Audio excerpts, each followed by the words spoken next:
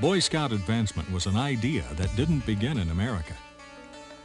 British General Lord Baden-Powell returned from the Boer War in 1900, a hero. He soon turned his varied talents toward youth work, and in 1908 published Scouting for Boys. The book, which taught self-help skills derived from Baden-Powell's experiences as a military scout, quickly became a smash hit among English youth.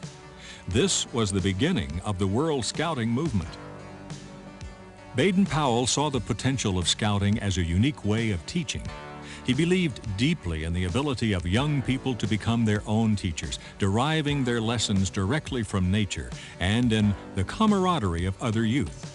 He saw beneath the recreational appearances of scouting to a deeper purpose, as a means of improving the total education of youth and the improvement of the character of the nation. In this, he did a brilliant job. I'm here in the scout room of Troop 107 with Mr. Mike Ruckle. Hello. So, what is your position? I am Scoutmaster of Troop 107. What are the pros and cons of your position? It's mostly pros.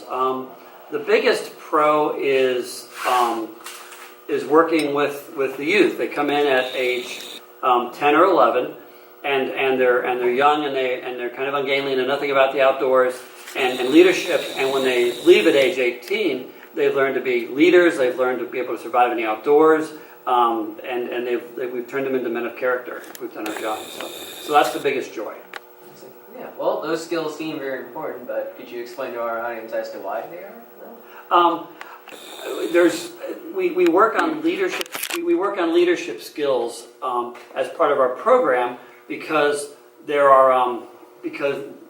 so many people today are kind of looking for leaders, and we need leaders of character that will lead in a good way.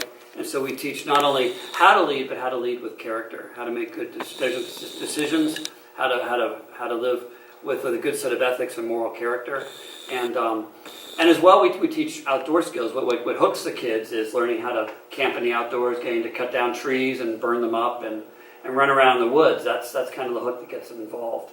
And they don't realize perhaps that they're already also learning how to be good leaders and good citizens in the community. All right. Can anyone become a leader? Some people are better leaders than others. Leadership is a skill, I think, like knowing how to play piano or anything else. Anyone can be taught to play the piano, but some people are just going to be naturally good at it. I think in the same way, with leadership, there are some leaders that are some people are naturally leaders, and they tend to more easily and more successfully lead other people. Well, as good leaders, the good leaders in this troop have stayed with the troop and led the boys to grow up, and some of those boys are mentioned right up there in the plaque, the Eagle Scout plaque. You go to the pan over to the Eagle Scout plaque. The plaque. You may have to move. Is right there. This troop alone already has quite a few. Quite a few Eagle Scouts. And can anyone become an Eagle Scout? Is it? It's possible for anyone to become an Eagle Scout, but it takes a certain amount of self-discipline and maturity in order to do it. It requires not only earning 21 merit badges, 13 of which are required badges, but even more difficult than that is the requirement that you do a service project, not just go clean up the woods or something on a Saturday, but you have to devise, develop, and then lead a project that typically involves building a picnic shelter or a new trail or a bridge or something. It involves the scout working with a lot of adults who have specialized skills and acting sort of as a contractor and working with a lot of subs to make a project get done. And your scouts, the general contractor, bringing together labor, bringing together expertise, bringing together machinery if necessary to make a project happen. Well, that seems extremely complicated. Why should boys try to become Eagle? Two reasons. One reason is the recognition that they get from the community.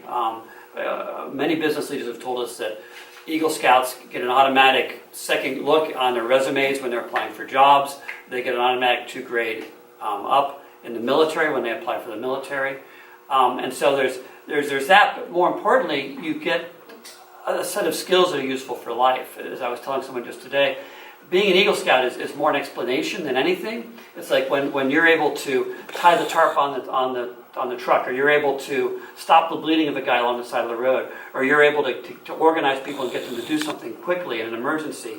They say, well, why is he doing that? Because he's an Eagle Scout, and so it gives you the skills to be very useful in life and to help other people in life and to help yourself as well. So it gives you the tools to be successful in life. All right. Any final words of encouragement to encourage the audience to consider Boy Scouting? And Boy Scouting is a wonderful opportunity to get to the outdoors, to get away from your cell phones, and to experience the outdoors.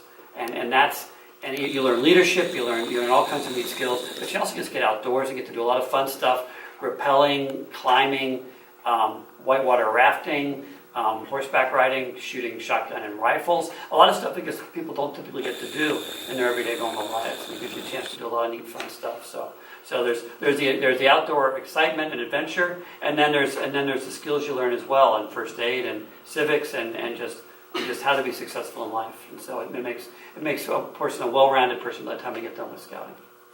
All right.